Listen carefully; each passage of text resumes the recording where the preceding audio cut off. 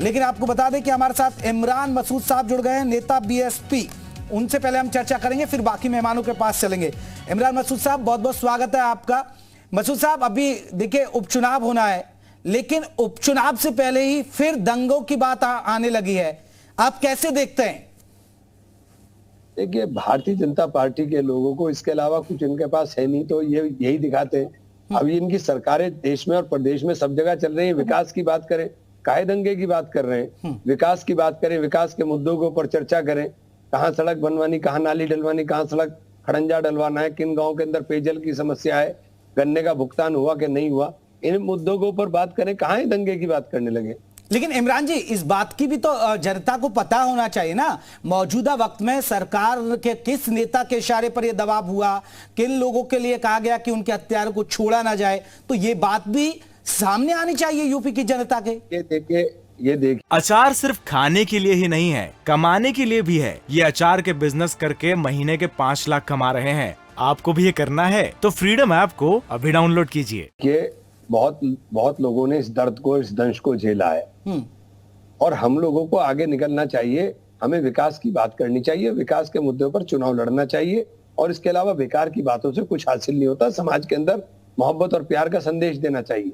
ठीक है इमरान मसूद साहब, बीएसपी कहां खड़ी है इस चुनाव में? देखिए, बहन जी का जो निर्णय होगा उसके बाद ही है। अगर हम लोग लड़ेंगे तो इंशाल्लाह जीतेंगे। हम तो इतनी बात कह सकते हैं कि लड़ेंगे तो जीतेंगे। नहीं तो लड़ने पर सस्पेंस क्यों है बीएसपी? क्या आप समाजवादी पार्टी के लिए खुला मैदान छोड़ रहे हैं? नहीं, सस्पेंस नहीं है। हाँ। बहन जी का आदेश होगा, उसके बाद निर्णय होगा। बहन जी का जो निर्णय होगा, क्योंकि normally Bahujan Samaj party by elections कभी लड़ लेती है, कभी नहीं लड़ती, तो इसमें निर्णय बहन जी के हाथ में होगा कि कब लड़ें। लेकिन इमरान मसूद साहब, आप क्या देख रहे हैं यहाँ किसकी स्थिति? ठीक है, आप कह रहे हैं अभी हम दूर है चुनाव से, लेकिन आपको इस सीट पर किसकी स्थिति मजबूत नजर आ रही है? नहीं, हम दूर नहीं है। जिस दिन हम कूद जाएंगे सब भाग जाएंगे। नहीं, कूदे तो आप भी है ना, अभी समाजवादी पार्टी में कूदे थे तो सर देखिए क्या स्थिति रही, सरकार नहीं आ पाई। समाजवादी पार्टी में मेरा जाना मेरे जीवन की सबसे बड़ी भूल थी। अच्छा। और ये एक मर्ग तृष्णा थी कि मुझे ऐसा लग रहा था कि हम सरकार बना रहे हैं, हम दौड़े जा रहे हैं। पता चला ये कुछ था ही नहीं।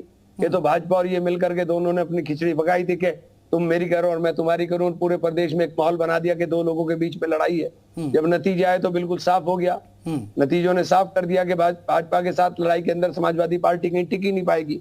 और अगर इतना ही वोट बहुजन समाज पार्टी को डाला होता तो बहुजन समाज पार्टी सरकार बनाई होती। सर, जो आजम खान के साथ हुआ इमरान मसूद साहब, उसके बाद जो तमाम समर्थक हैं, बहुत सारे मुस्लिम लीडर्स, मुस्लिम धर्मगुरु, उन्होंने कहा कि समाजवादी पार्टी मुस्लिमों की हितैषी नहीं है, वो उनके साथ नहीं खड़ी है। और कई जगह आपने देखा आजम खान अकेले ही नजर आते हैं। आप मानते हैं कि वाकई में अखिलेश यादव आजम के साथ नहीं खड़े?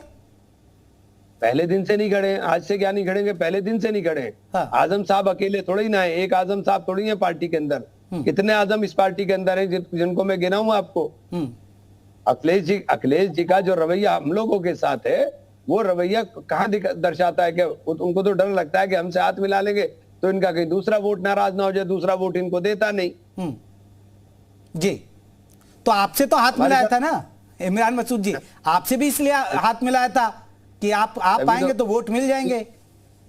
तभी तो कह तो रहा हूं मैं, वो हमारे तो वोट मिल गए। जिन सीट के ऊपर हम, जो मेरे 2 सिटिंग एमएलए थे, वहीं से तो समाजवादी जीती ना, और मेरे दोनों सिटिंग एमएलए का भी टिकट काट दिया। अभी आप समाजवादी पार्टी। ठीक है इमरान मसूद साहब, अभी आपने ही खुद बयान दिया था, आपने खुद कहा था कि देखिए समाजवादी पार्टी अल्पसंख्यकों की हितैषी नहीं है, बीएसपी हितैषी है। ये इसके पीछे वजह आप क्या मानते हैं? देखिए, बीएसपी के अंदर हिपोक्रेसी नहीं है। बीएसपी के अंदर बिल्कुल सीधी बात है। बहन जी ने मदरसों के ऊपर चेकिंग के ऊपर बहन जी ने बयान दिया। अखिलेश जी का बयान आया कि मदरसों की चेकिंग के विरोध में। अरे भाई, आप विरोध में तो उसका सॉल्यूशन भी तो बताओ, आप क्या है? आप झगड़ा क्यों कराना चाहते हो कि ये मदरसे वाले झगड़ते भी नहीं? बहन जी ने बयान दिया और बहन जी का बयान बैलेंस था। उसने कहा अगर आपने 7600 मदरसों को अवैध बताया तो क्या ये अवैध मदरसों को वैध करने के लिए सरकार इनको अनुदान सूची के अंदर शामिल करेगी? ठीक, तो आप बहन जी का बयान पढ़िए। हमारा बहन जी के यहाँ हिपोक्रेसी नहीं है, इसलिए मैंने कहा कि बहन जी ने कहा सीधे सीधे बात करिए, सीधी बात कही। ठीक है मसूद साहब, मैं आपसे गुजारिश करूंगा कि आप थोड़ा सा और वक्त दें हमारे साथ जुड़ने के लिए, क्योंकि हमारे साथ देखा कि मैं पब्लिक मीटिंग में हूँ। मैं पब्लिक मीटिंग में हूँ, पीलीभीत में बैठा हूँ, पब्लिक मीटिंग में हूँ, मेरा जलसा है, तो मैं माफी चाहूंगा। बहुत बहुत शुक्रिया, धन्यवाद। चलिए ठीक है अभिषेक। अचार सिर्फ खाने के लिए ही नहीं है, कमाने के लिए भी है। ये अचार के बिजनेस करके महीने के 5 लाख कमा रहे हैं। आपको भी ये करना है तो फ्रीडम ऐप को अभी डाउनलोड कीजिए।